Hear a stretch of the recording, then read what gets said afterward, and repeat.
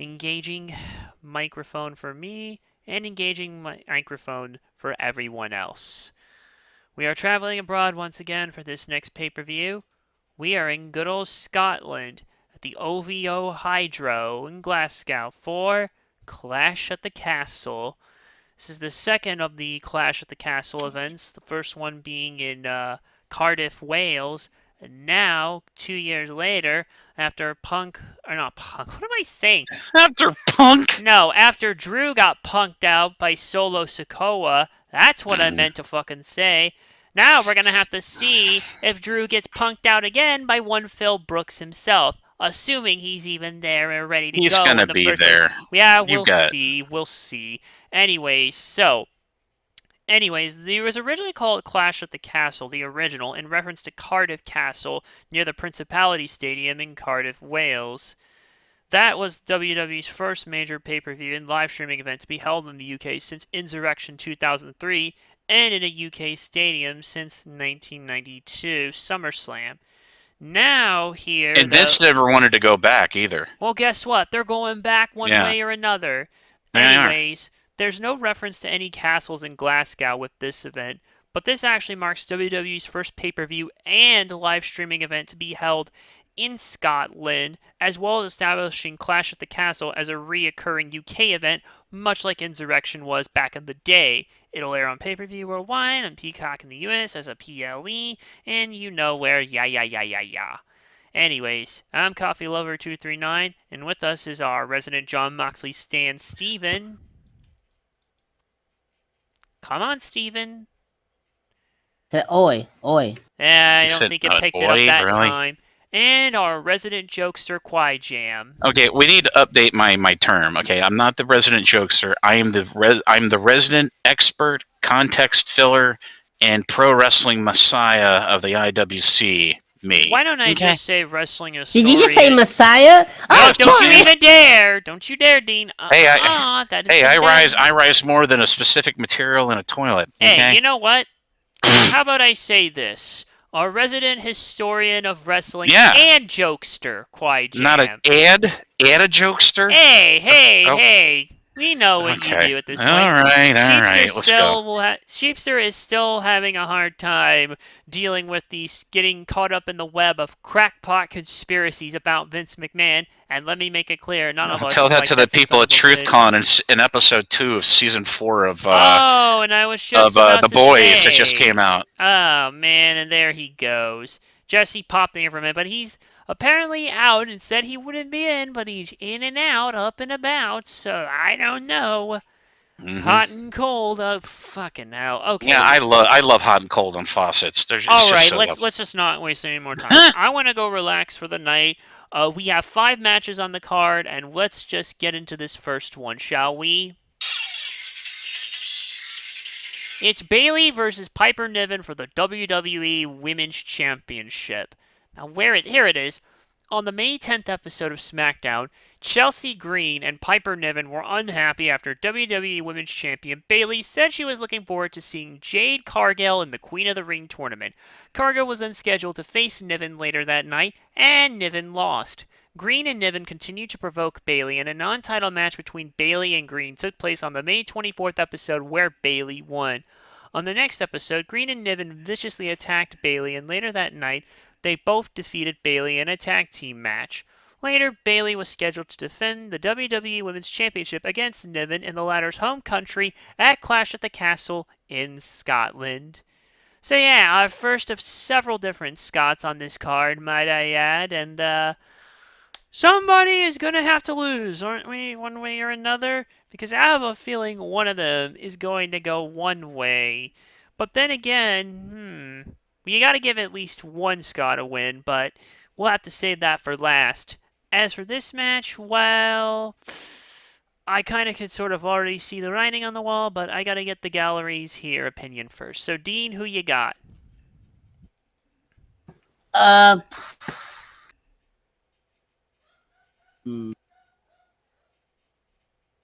don't know how this Think, hold on, let me think. this is taking you this long to come Just up with a let pick. him think, please. My goodness. What the outcome would be, huh? Oh, this one looks like it's a bit tougher to decide than expected, huh?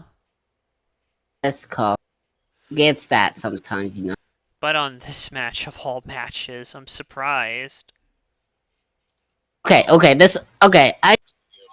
but I gotta go with Bailey. I was thinking of I was thinking Piper should win because it's on, but Bailey's gonna win. I Unfortunately. gotcha. Let's see. The Sheepster says Bailey.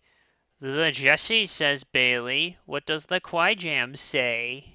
Look, this is more sloppy booking. This is more of it's not even it's doesn't this is a glorified pre-show match, okay?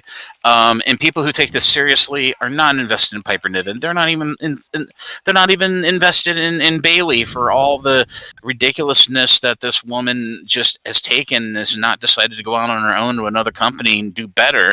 She's just decided to keep collecting that big money. So this is a one-sided match.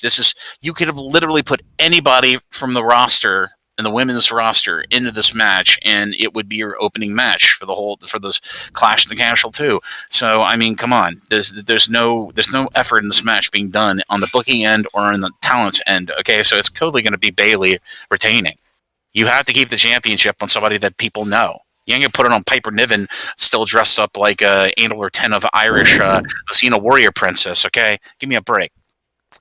Xena was technically made Okay, in New Zealand. Xenia. Okay, I'll make it more sophisticated. Xenia. No. I was gonna say Xena was technically made in New Zealand, but whatever. What, dude? Filming locations don't count. Whatever. I'm sorry. Hey, Filming I'm just locations don't saying. count. Oh, whatever. As for me, yeah, I think Bailey's a shoo-in on this one here. It requires no thought whatsoever. Honestly. Exactly. Yeah. And I don't understand why some people decide to go this further into wasting their neuroses over this. Let's just go to the next match, shall we? Sami Zayn versus Chad Gable for the Intercontinental Championship, and all of Alpha Academy will be at ringside. Since mid-April, Intercontinental Champion Sami Zayn has been feuding with Alpha Academy's Chad Gable after being defeated by Zayn for the championship. Gable viciously attacked him, turning heel in the process. After that, Gable began humiliating his Alpha Academy stablemates, Otis, Akira Tozawa, and Maxine Dupree. Zayn and Gable's rivalry continued, and at King and Queen of the Ring, Zayn retained his title in a triple threat match, also involving Gable, after the latter accidentally got hit by Otis. And on the May 27th episode of Raw, after Otis lost the match, Gable said he would discipline him. When Gable was about to hit Otis with a strap, he was interrupted by Zayn, who asked how long Alpha Academy would put up with Gable's humiliation. After more provocation, Zayn and Gable brawled, with the latter coming out on top. On the next episode, Zayn called out Gable. However, he sent Alpha Academy with a letter from Gable, who challenged Zayn for another Intercontinental Championship match. Zayn then agreed to defend the title against Gable at Clash at the Castle, Scotland here. Yeah, you know, I mean, they've been doing some decent stuff with the match. They're just... This is the most facepalm thing for me in WWE right now. It's the most facepalm thing. I mean, I wouldn't go that far, man. Oh, I would with all the stuff that they put Chad Gable through. I mean, come on. And what, you think he is just not going to renew his contract? No, I'll tell you my piece once we get to my pick. Okay, but before I run down the gallery's thoughts here, Ty Vaughn here had some good stuff here in the match here. Or about this match. Now, this match is interesting. I feel like Otis should turn on Chad to help Sami retain. And boom, you already have Chad's next feud, and that'll have everyone's attention. So, yeah, that's kind of the thing. Basically, Chad Gable is turning into actual Kurt Angle's son. They even redid his music just so they could have the "You Suck" chants be said. I only think Chad Gable will attain the true Kurt Angle level once the full heel turn has taken effect. And he's not in a full heel turn here. He's in transition of a heel turn. Well, I don't know. I mean, he's practically running down the poor three, basically. Well, I guess it's one thing where you run down the people affiliated or associated with you. It's another thing where you physically really do damage to them, and then they're motivated to finally turn. their snapping point. I mean, friggin' hell. Otis already cost Gable it once. I know, but I'm just saying. Who's to say that doesn't happen again? I know. But, anyways, Dean, you're up first. Go with Chad Gable. Ooh, are we already off to an interesting start? Funny enough, Sheepster also said Chad Gable. Jesse said Sami Zayn, but finally Otis will get some sense and turn on Chad Gable proper. Now, what does Quijam have to say? This is mirroring Christian kill switch so hard right now. This is literally the Christian kill switch, aka Luchasaurus angle that we've seen over and over again. The difference is AEW didn't pay it off with kill switch or Luchasaurus turning on Christian. Yo, Couple Shit would be back. He stayed with Christian because he realizes he would be landing on the island of relevancy if he had no affiliation with Christian, because there's no more Jungle Boy. Now it's black truck driving, minibus driving, skateboat Jack Perry. But I die Jack. The most logical thing to do here is you give a payoff with Otis, which you've been pushing him to be the next hot baby face out of this. How ironic it'd be in a Sami Zayn match, who really got pushed abnormally into a babyface push, singles-wise. But this is going to be the boil-over point for Otis and Chad Gable abusing the members of Alpha Academy. And I don't think it's only going to be Otis that cost Chad Gable this Intercontinental Championship. It's going to be the Dupree girl, and it's going to be Tozawa, and then it'll come to Otis finally having the cojones to turn on his former coach and cost Chad Gable the championship, and then Sami Zayn retains. It's the most logical. This is the most logical match in the whole thing, on the whole bloody card, even including the Drew McIntyre match. So I say Otis finally gets his cojones, wherever the hell they are, in that big, massive, bulbous body of his, to... I don't think it's just going to be him. I think it's all of Alpha Academy is going to excommunicate Chad Gable, costing him the title, the Intercontinental, against Sami Zayn. Sami Zayn retains. Most logical. And eventually, when they all turn on him, that's when the Creeds will come into play, and we'll have those real Alpha the Creeds Academy. will come in, and Chad Gable will take them a la team angle. Exactly. Literally. Before we continue, hey guys, remember when Andrade was in the Continental Classic? That was banger after banger after banger, and now he's just having 3-minute matches. How sad. Wow, sad indeed. Now let me see. You know what? Come to think of it, it's like, even though some of the odds-on stuff, though, even though a lot of the odds have pointed off to Chad Gable, though, to winning, I don't know. I feel like this one's a toss-up. It could go either way. I mean, if Gable's already signed a new contract, which that's probably the case, I'm willing. That's the only way he's going to make an appearance, if he has signed a new contract. And logically, this is a bit of an Randy Orton by way of I can't remember the other talent I had pop into my head, but he's probably have signed an extension. He probably signed an extension or re-signed. So that's the only way he'll make the match. More than likely, I suppose. Yeah. But I mean, it's already on anyways, so... Yeah. You know what? I'm going to say Sami Zayn for now here, and eventually this will probably be the breaking point, or sooner or later.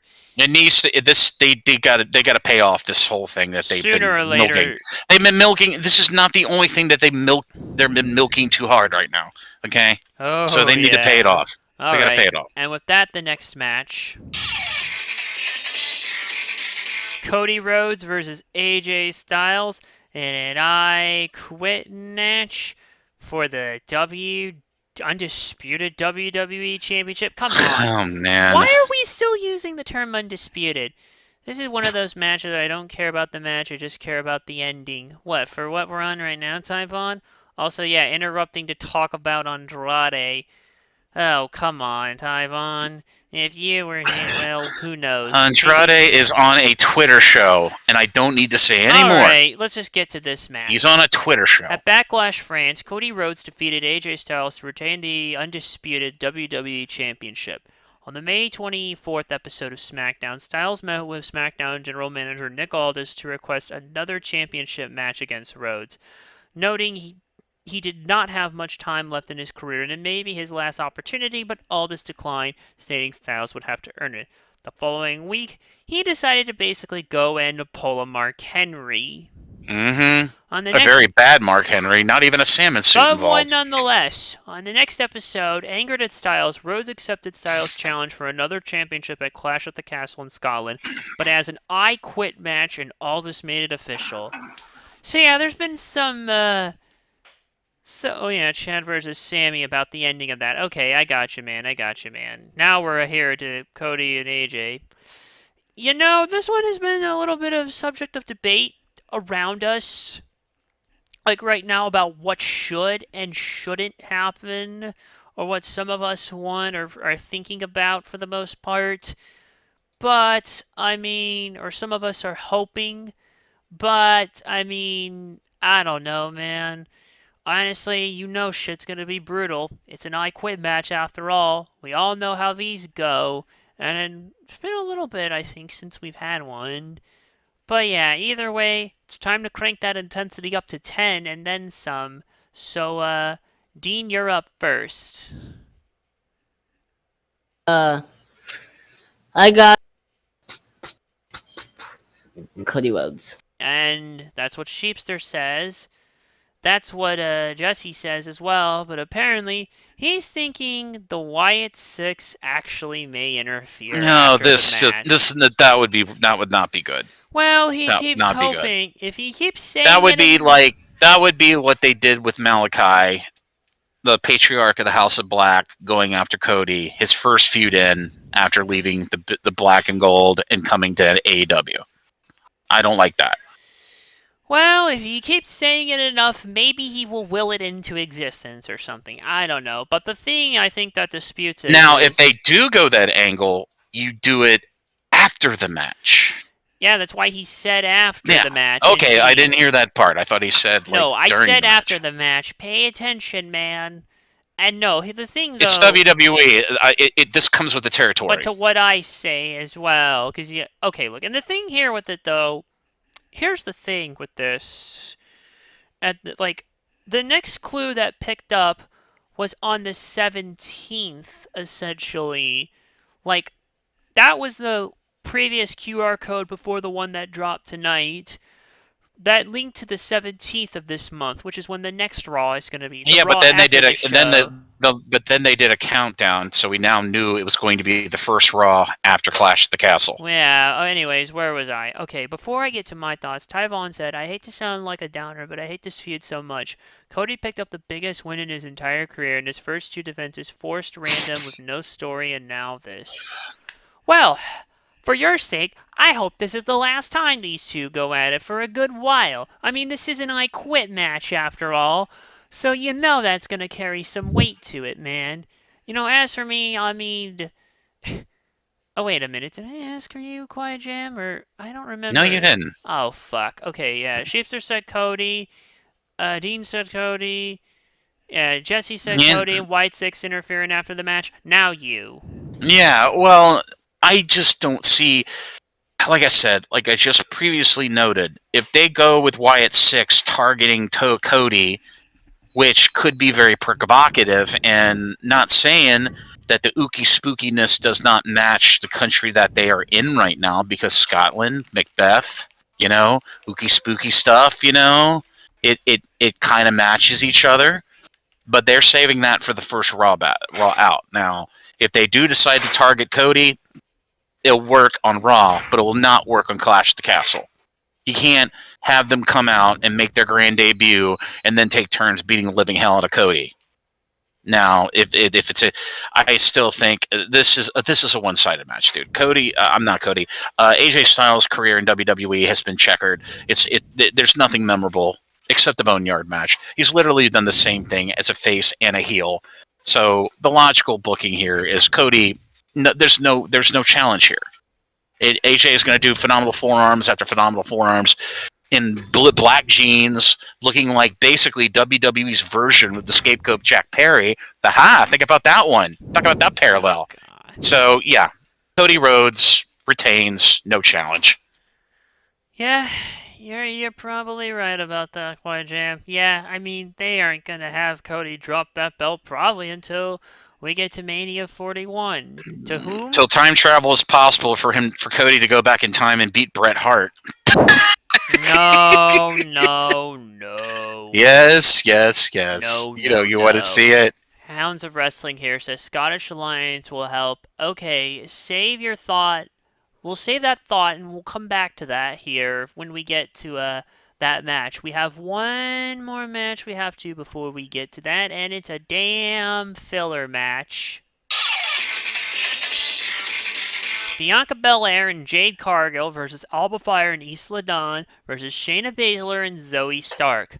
I should point out the Unholy Union. The last time they had a match was May of last year, and they're probably only wheeling them out because, well, this is in Scotland and both ladies are Scottish, Fire and Dawn. Now, it's a triple threat tag team match for the Women's Tag Team Championship. On the May 20th episode of Raw, Shayna Baszler and Zoe Stark won a fatal four-way tag team match to become the number one contenders for Bianca Belair and Jade Cargill's WWE Women's Tag Team Championship.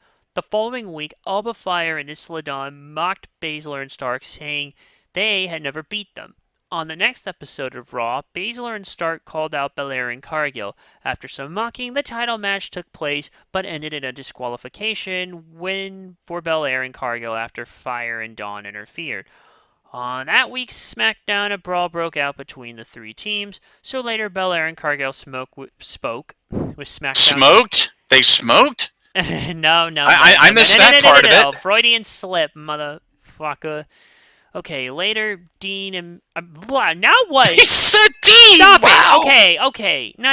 I'll call on him when I need him. Okay. Wow. Later, Belair and Cargill spoke with SmackDown General Manager Nick Aldis and announced that they would defend the Women's Tag Team Championship in a triple threat tag team match against Baszler and Stark and Fire and Dawn in the latter's home country at Clash at the Castle, Scotland. I'm loving this. Keep going. Oh, no. That's it. Jesse, Okay. please forget about this right now here. Oh. Like, I saw what you said there, but okay, hold on. Tyvon has some words. I wouldn't call it a filler match. Everyone wanted to take the women's tag in a more serious, and this is their way of doing it. Two popular women on the active titles are inactive. Well, you do raise a good point there. I'll give you that. I'm just having trouble trying to find the caring within me, but maybe eventually we'll get to that point. This is going to be the mid-pay-per-view match, but still another pre-show quality match. Anyways, that's so funny. you're first, Dean. Bianca and Jade. That's what Sheepster says. Jade and Belair, or the Buff Baddies, as I will call them from here on in. And let's see. Jesse also says the Buff Baddies. Quai Jam. Oh, come on. Give them a better name. Call them the Steroid Sisters. No. They're the Steroid Sisters. It's the mom and daughter team of Steroid Sisters. Oh, hell no. They share syringes as mom and daughter. I'm pretty sure they're both around these the these redheaded tag team female wrestler things, they were a premature bring up from NXT. They had no long-term plans for the two of them. They just wanted to bring them up for a little bit of shine, a little bit of color, a little bit of variety. You know what I mean? It's no different from what they did previously with Piper Niven, and who's literally the Caucasian Awesome Kong. Good one. But no, this is another one-sided match that has absolutely no investment in me or any other logically minded pro wrestling fan. So yeah, it's going to go the Steroid Sisters. No challenge. Retain. Yeah, I'm going to stick with my current name for them, and I am going to go Steroid Sisters. Buff Baddies. Yeah. What about the buff? What about the Buff Shagwells? That doesn't work. The Buff Shagwells. A Buff Shagwell. Shag now or shag later? Shall we make some shag carpet, or shall we just shag the carpet? No, I'm gonna go with Bianca Belair and Jade Cargill. The Shag Sisters. Obvious. All right, let's just get to the main event. Damian Priest versus Drew McIntyre for the World Heavyweight Championship. And the Judgment Day, Dirty Dominic Mysterio, Finn Balor, and JD McDonough are all banned from ringside. On night 2 of WrestleMania XL on April 7th, Drew McIntyre won the World Heavyweight Championship. After the match, McIntyre taunted special guest commentator CM Punk, who he had been mocking for months, only for Punk to attack him. The Judgment Day's Damian Priest subsequently cashed in his Money in the Bank contract on McIntyre to win the title. On May 13th episode of Raw, Priest agreed to give McIntyre a rematch once he was medically cleared from an elbow injury. At King and Queen of the Ring on May 25th, WWE Chief Content Officer Paul Triple H Levesque announced that McIntyre was medically cleared. Just go with it. And that Priest would defend the title against McIntyre in the latter's home country at Clash at the Castle, Scotland. On the last Raw before the event, after McIntyre claimed that Priest could not retain his championship without his Judgment Day stablemates, Khan, Dominic Mysterio, Finn Balor, and JD McDouble, Priest said that Balor would face McIntyre later that night, where if McIntyre won, all members of the Judgment Day would be banned from ringside during the championship match. But if Balor won, Judgment Day would be allowed at ringside. McIntyre subsequently defeated Balor. So the Judgment Day are banned from ringside. Oh, that's what they say now. But there is one who isn't banned from ringside, and that's one Mr. Phil Brooks. Mr. Ryan Bill Phil. And right now, he's the big X factor in all of this. And that's the big question here. So let's see. And to answer Hounds of Wrestling question, Scottish Alliance would help Drew, Jack Jester, Grado, Joe Hendry if Judgment Day gets involved. Thoughts? I do not see that happening because we have not had yet TNA crossing over to main roster. Not yet, outside of the Rumble. Oh, man. Oh, that last bit sounded like it got I just going. facepalm at these people who just decide to fantasy book a real pay-per-view. Hey, you know what I mean? Hey, let them fantasy book what they can, because then when the actual but not in public. I mean, come on. Hey, when the actual show happens, well, you know how the song goes. Anyways, to quote Tyvon's thoughts, just want to throw this out there. I'm loving Bianca and Jade. They match so well as a duo, and their work has been entertaining, and it gives them something to do to help out a division, so thank you. Yeah, I can see that there, until eventually they're ready to turn, and then the buff baddies, who's the buffest of them all here? No. You mean who's the most well-plump of them all? Well-plump. But now here's this. Here's the thing. We've already had one Clash at the Castle where Drew McIntyre is main event and got punked out by Solo Sikoa, mainly because the Usos were not allowed. Usos were probably not. Or one of the Usos, I think, were not allowed to travel outside. Probably Jimmy because of his arrest. So, yeah. But Solo, nope. That's when they debuted him there proper. And, yeah. Carlito is not an official member of AD Judgment Day. So, is he banned from ringside? It doesn't say that he is here. So, I have a feeling... He's been seen with the Judgment Day, so he's going to have to be banned from ringside. Well, he's only credited as an associate, though. Not a full Yeah, but he's member. the only loose cannon of the group who could be bypassed by CM Punk, and then Punk gets one. Well, keep in mind, these three here, indeed, are officially listed. Mysterio, Balor, and McDonough. They will definitely be banned from ringside, but Carlito is uncertain. Who knows? I'm not really sure. It doesn't say that he is. He may try and squeeze away, so yeah. I feel like Punk has to get involved. It's the only way you can have Damian retain without Drew looking It's like the a most bitch. logical booking you do with a guy who probably by the time of the next major PLE will be healthy enough to wrestle Drew in the payoff match we all want to see. And that will probably happen at SummerSlam, so... Yeah. And that's good. Yeah. That's what it's looking like, but I don't know. It's like... I'm trying to find the odds just so I can see where it is, but honestly, they might be either split down the middle or slightly to Drew. I don't know. And maybe adding that split down the middle like a butt. And exactly. having that World Heavyweight Championship in there, by the way, in their feud, could really just, bring it to the next level, I feel. Yeah, exactly.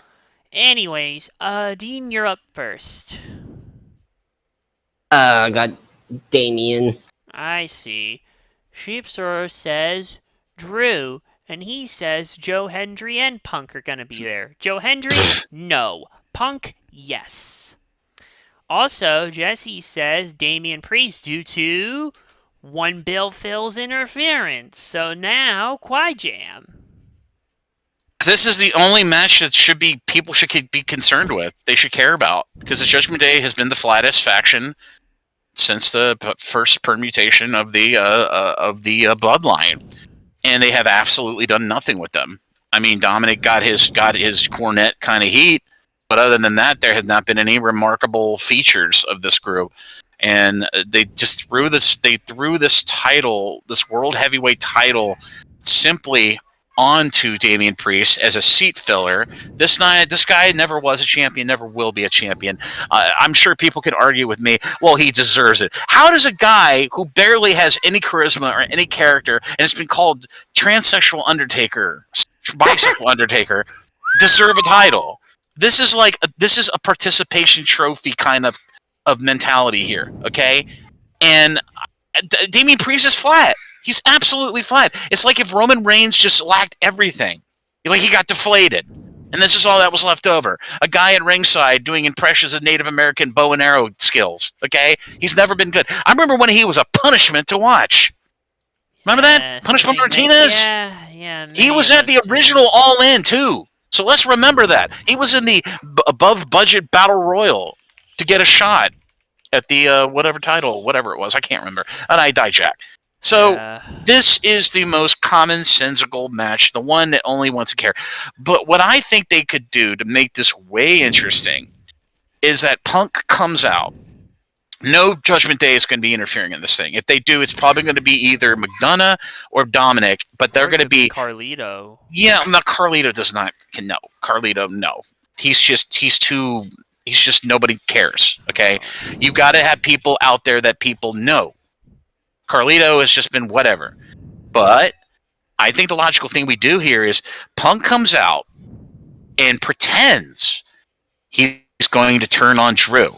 But he turns on Damian Priest, hits him with the GTS, rolls out of the ring after an obvious ref bump, and then Drew McIntyre cackles with laughter, pins 1, 2, 3. Drew McIntyre and Punk are allies. They're not enemies. They're allies. And then you set up a great program of the two of them pretending to be master with Padawan learner. And then Punk shows ulterior motive and turns on Drew. And then you set up your title match, your co-main event at SummerSlam 2024. Drew McIntyre and CM Punk for the world's heavyweight championship. No, I'm not going to say heavyweight championship because this was created out of a bad draft that wasn't treated like a draft. That was an afterthought. No, they only did it because they didn't do the right thing last year. And if they did, they could have just split the titles easily. Yeah, but they just look. No. You know what they needed to do? They needed to make the heavyweight title exclusive to a brand in the last draft, but they didn't do that. They ended up making it a glorified world title to be floated around to somebody else as a participation trophy. That's what they did. But this year's draft, they're actually respecting it. Talent who are drafted to the brands are staying on their brands. There's no intermingling. So there you go. So I say Drew McIntyre and CM Punk. Best friends forever. BFFs. So there you go. You give Drew the title, Drew gets the title, and then we're off to the races for SummerSlam. Oh, before I give my thoughts, Tyvon has some words. Hearing you completely roast Damien and ignore his in-ring talent is sad. The only time he ever... What? Name me one classic Damien Priest match, and please do not say it's on Raw. Tyvon, please go ahead and answer him. You heard his request here. Yes, name me a match, a Damien Priest memorable match that was not on TV. That was in a pay-per-view. And while you do that, I'll read the rest of your comment and give my thoughts. Mm-hmm. This is the only time Damien ever gets near a world title again. Let him enjoy his moment. He worked hard for it. Yes, I know Man, he did Taiwan, but there's a difference sadly, between working hard for it and doing everything that the post VKM creative wants you to do. There's a difference. So basically, this is participation trophy, dude. This is basically participation trophy. He did everything that the company wanted him to do. There's a difference between doing what you want to get your character over organically in a faction that was already doomed to crash and burn from the beginning, and doing what the company wants. Look, you got to earn something on your own credit. You can't earn something because WWE wants you to get it. Okay, I'm sorry. all There's a right. difference. Okay, now, like I was saying, yes, he may have worked hard for it, but unfortunately, I think things are about to come crashing down as of now. No, Because, burning down. You got to go with the Rollins angle. Come on, burn it down. Come on. Jesus, you know what? Okay, Priest versus Bad Bunny was memorable. Hey, there you go. Really? Yeah, from what Really? was it? That's like Backlash saying 2023. I know, but that match they protected the heck out of Bad Bunny, dude. What? This No, this isn't I this wouldn't isn't go like that what is the far. I'll give you an example. I'll give you an example of another moment of another talent that's currently holding a title. Logan Paul. What is his most memorable moment? Him and Ricochet, have good luck Ricochet in AEW or where you go. The two of them springboarding at the Royal Rumble and literally Wile E. Coyote Roadrunner splatting in the middle of the air. It's that kind of thing, dude. To me, that is not a memorable moment or a memorable match. That is making Bad Bunny look good, and he. What do you look, expect? They were in his I own expect freaking them. I territory of expect Puerto Damian Rico. Priest. I expect Damian Priest to show a very strong showing in a match and be memorable. And I'm sorry, Wait, did you everyone like the was. Bad Bunny match? I you didn't not like mind the it. Bad- I didn't mind it, but the match had a design. It was to go, hey, Bad Bunny can do top rope maneuvers. Look at him. He can do crossbodies. This guy could actually, could probably wrestle. But he's a musician, dude. Come on. If Bad Bunny was trying to go into wrestling, then I could definitely say that Bad Bunny could keep up an offense and stuff like that. But he wasn't. He's a musician. The difference, So yeah, I'll give you that one. But in my book, in my high expectations, in my high opinion, Damian Priest has yet to prove himself to me. And he has to do it without an entourage at ringside interfering, stifling the whole point of the match. You know what I mean? If he did not have Finn Balor, Dominic Mysterio, Rhea Ripley, and McDonough at ringside and did it by himself with actual good spots, with actual memorable moments, then I could say, yes, he's a well-rounded talent. But I've been watching this guy for a very long time in the indies, and it's like he's never changed. Literally, he's not changed. His ring performance is the same. It's very flat. It's very unmemorable. And you know what? We are destined to disagree on this. But I am not invested in him. I'm sorry. Well, And that's all I got to say. okay, here's Taiwan. He said he had, in my opinion, he's had consistent good matches as a solo competitor on both NXT and Raw, and being part of the Judgment Day helped more eyes. Where did you get put on this? him. Where did Taiwan It's in put the this? chat right now on the actual stream. In the chat, the stream chat on Oh, Twitch. So yeah, on YouTube. No, What's the part of difference? Judgment Day helps give him more eyes get on him, so I'd say him being champion isn't the worst thing ever. Plus, he won the title by cash-in, which elevated many mid-carders and main event caliber stars. Unfortunately, it's all about to go crashing down here. No, burning down. You got to go Whatever. with the Rollins. At this point, Jesse is about to burn freaking AEW to the ground with all this madness. So I'm gonna. You wrap allowed this him to shit have up. matches? Wow. No. You know what? Let me just wrap this up. I'll go with Drew McIntyre. Punk's only going to work closer to get to him, just so he can get that title. It's like the old adage. You keep your friends closer, your enemies closer. You got to do like the mafia here, man.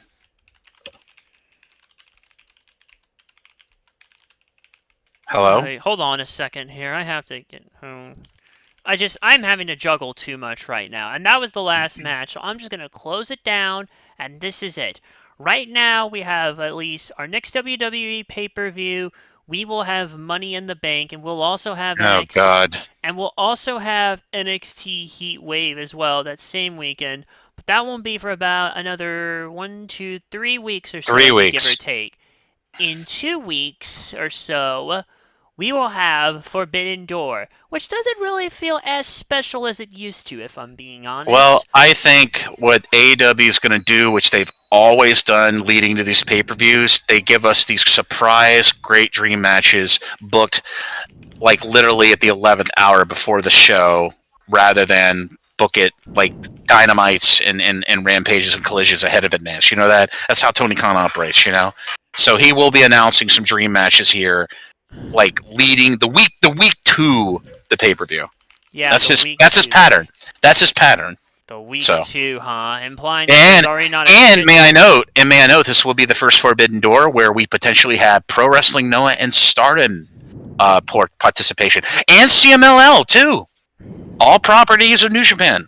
So this is technically a four promotion cross promotion Forbidden Door, Fucking not just two. hell. It's four, which is great. This is progress. You know, I mean, at this point, it's like. He's already has 7 friggin' matches, and I have a feeling it's going to be double that by the time we actually cover the show. But Dude, we'll just I say the pray. more talent we see from these cross promotions of New Japan, the better, because it's exposing more talent that otherwise would have never been seen in the first place. I mean, come on, you know how much progress it is for them to actually get Naito in a main event. They got Naito wrestling, dude. Naito held out of the last two Forbidden Doors. He didn't want to wrestle, but now he has to. And we're actually people in the West don't know about Naito. Oh, they know Nakamura, they know Tanahashi like with stretch marks, but they do not know the brilliance of Tetsuya Naito. So there you go. Yeah, and on that note, take care of yourselves and each other. And oh wait, Tybon's got a good note to go on. There's so much cross promotion collabs happening in all the major companies. What a time to be alive as a wrestling fan. I agree. And on that note, please take care of yourselves and each other. Thanks for watching, and we will be back in about 2 weeks for Forbidden Door. So we'll see you all then.